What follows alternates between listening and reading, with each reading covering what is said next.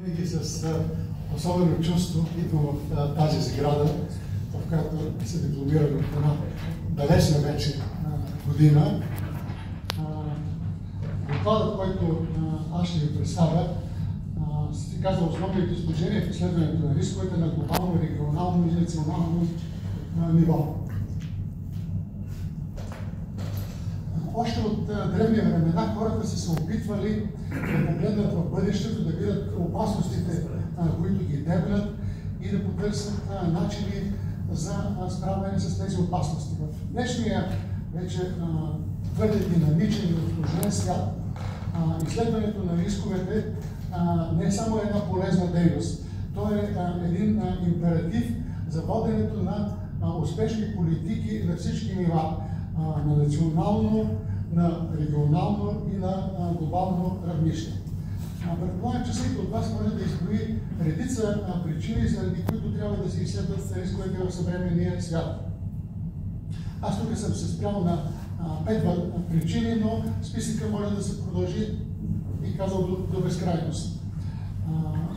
Първо, глобалните взаимовръзки в света, особено в края на 20 и вече през 21 век, са силно усложнени. Светът стана все повече взаимно зависим.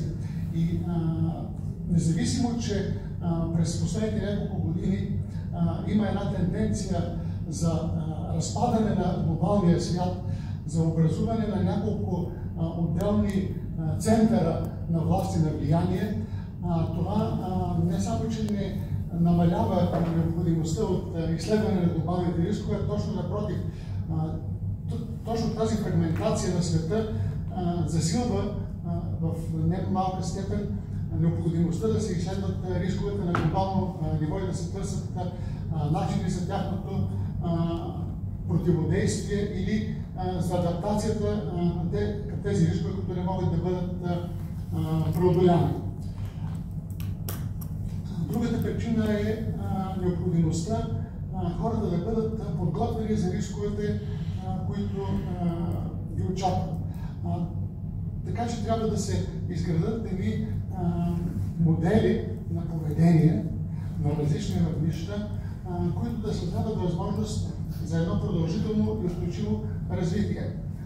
В страните, където, например, организацията на противодействие на природните бедствия е поставена на високо равнище, виждаме, че когато има някакви негативни природни явления, все пак обществото успява да се справи по много по-добър начин, отколкото тези общества, които винаги се оказват изненадани. От студа, от снега, от жегата и така нататък. Както, за съжаление, се случва неведнъж у нас. Друга причина, която налага изследването на рисковете в съвременния свят, това е икономическата сигурност. На практика няма рискове, които да не влияят пряко или косвено на икономическите показатели. Независимо дали става въпрос за природни явления, за киберсигурност, за социални вълнения, винаги крайният резултат се плаща от икономиката. Също така, много важен е етичния и социален аспект на изучаването на рисковете. Ние, каквото и да правим, все пак, като разумни човешки същества, трябва да оставим на следващите поколения един по-добър свят, а не да похарчим по един неразумен начин ресурсите, които ще бъдат необходими именно за живота и за развитието на бъдещите поколения. Образованието също е фактор, който налага рисковете да се изучават в техния най-задълбочен състав. Като аз тук по отношение на образование и информираност бих дал един негативен пример от нашата действителност. Виждаме, че от година на година природните бедствия, поради климатичните промени и поради нехайството на хората, стават все по-тежки. На този фон застрахователното покритие в България остава на едно изключително ниско равнище. И се налага при всяко бедствие държавата да се изявява в ролята на, бих казал, кредитор, застраховател от последна инстанция. Ето тук, примерно, е една неизползвана възможност за информационни кампании, които да обяснят и да покажат на хората, че светът се е променил до такава степен, че ние трябва да се застраховаме спрямо рисковете, които можем да очакваме в бъдеще. В света има много организации, които се занимават с изследване на рисковете. Две от тях са водещи именно по отношение на глобалното изследване на рисковете. Това са Световният икономически форум и Global Challenges Foundation. Те са двете организации, които изследват рисковете комплексно в всички възможни направления и търсейки тяхната взаимна връзка и обусловеност. Световният икономически форум вече 20 години подготвя така наречения Global Risk Report.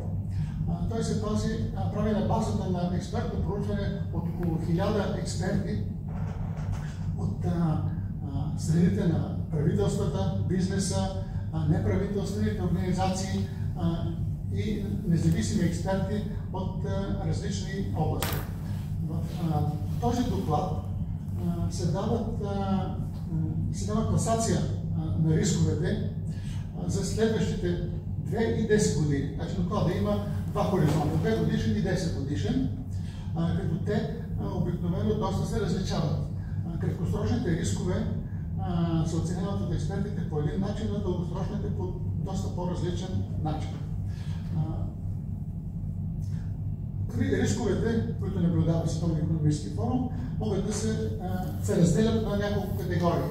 По-точно на 5 категории.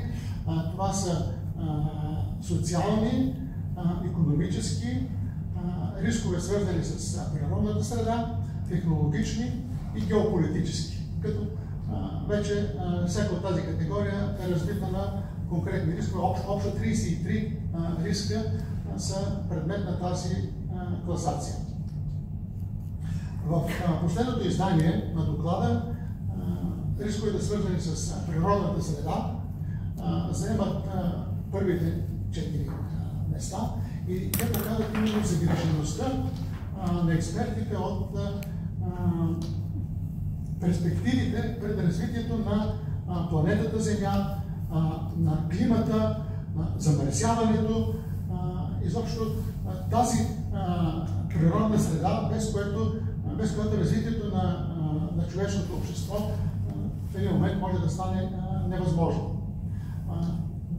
Друга важна група рискове, които привличат все повече вниманието и се качват нагоре в класацията, това са технологичните рискове, особено тези свързани с киберсигурност, с използването на изкуствения интелект и на други технологии, които крият опасности да се превърнат в бумеранг спрямо човека.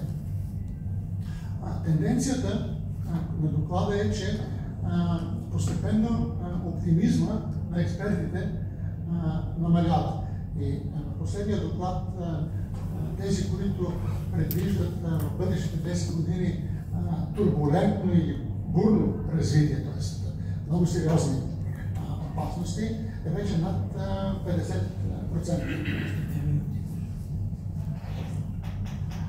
Другата организация, както казах, Global Challenges Foundation, тя изследва, до голяма степен се припокриват рисковете, които изследва, но нейните доклади се наричат глобални катастрофални рискове. Тоест, те наблягат на рисковете, които могат да причинят катастрофа пред човешката цивилизация. И има много организации, които вече изследват по сектори рисковете. Това са климатични и екологични рискове.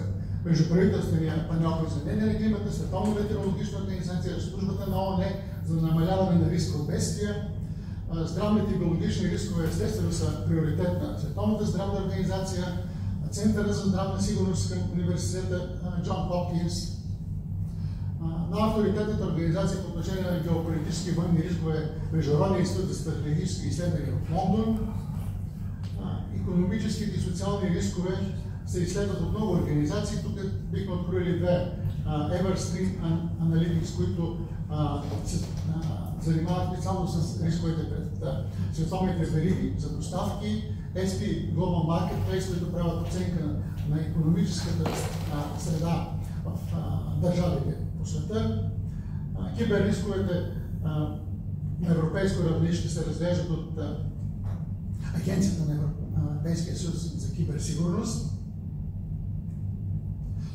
По отношение на България, както каза и професор Борисов, ние нямаме такъв документ и такива анализи, които да изследват всички рискове през страната в никакъв план, нито краткосрочен, нито по-дългосрочен, които да обхващат взаимната връзка и зависимост на рисковете.